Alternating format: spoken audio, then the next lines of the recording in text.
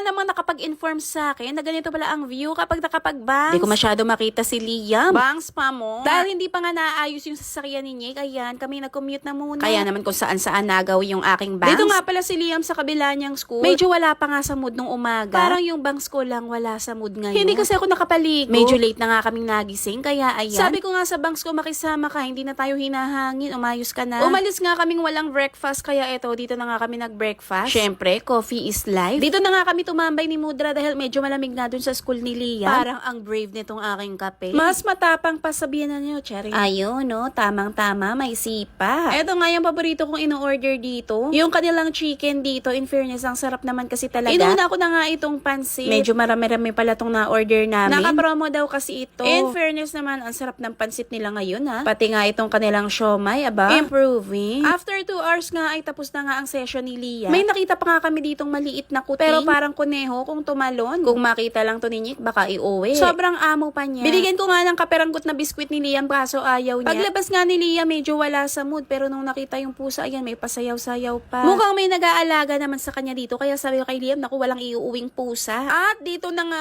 nagmekos-mekos ang lahat. Yes, kung saan-saan na nga napunta yung bangs ko. Oh. News ko, struggle is real. Kaya naman pag uwi, naisipan ko nga gupitin siya ng konti. Parang medyo nahahabaan kasi ako masyado dito sa kanyang bandang gitna. Ang ginawa kasi ng stylist, tinapat lang niya sa ilong ko yung haba. Which is nagustuhan ko rin naman talaga. Kaso nga lang unti-unti. Parang kumukurtina na sa mata ko tong curtain bangs ko. Kaya naman itong gitna, dapat medyo mataas siya sa mata ko. Syempre, kailangan natin mag-concentrate. Baka umabot sa bumbunan yung aking pagkakagupit eh. Yung mga nakikita ko nga sa mga K-pop at saka sa mga K-drama stars. O, Jival, may level. Yung mga gitna nga ng bangs nila ay maiikse. Tapos sa gilid, yan yung mahaba. At napapansin ko nga niro-rollers nila. Para may volume, may sariling buhay. Buti na lang nakabili ako dito ng mga roller. Yung bang kumakapit na kaagad. Tapos itatry ko nga siyang lagyan nitong spray net kung talagang magtatagal siyang nakaganyan. Binlower lang kasi nila to paloob. Kaya ang ganda talaga kahapon ng pagkakabagsak niya. Kaso nga lang di ako marunong mag-blower ng gano'n. Kaya eto buti na lang nadaan sa rollers. Ang ganda ng pagkakabagsak ko. Binawas-bawasan ko nga lang yung mga sumutusok sa aking eye. Jiva, talagang china-challenge ko yung sarili ko. Kailangan ko lang talagang masanay sa bangs na ito at eto nga gagamitin kong hair mask. Hindi muna ako magsha-shampoo dahil fresh pa lang ang aking kulay. Syempre, eto nga iba-blower na nga natin. Tignan natin kung maganda ang pagkakatuyo. In fairness naman, ang ganda ng bagsak niya sa blower. Yun nga lang, di ako makakita. Eto nga at iro-rollers ko siya ulit. Titignan ko kung maganda yung pagkakabagsak niya kapag buo ko nga siyang iro-rollers. Is ganda. Hindi ko lang alam kung mapapanindagan ko to araw-araw. Siguro paminsan-minsan, nahayaan ko na lang siya kung saan niya gustong gumawi. Pero in fairness naman, sobrang dali lang ilagay nitong rollers na to. Sinusubukan ko na nga kung ano mga gagawin kong ayon. Dahil medyo matagal-tagal pa bago to humaba. Pero syempre,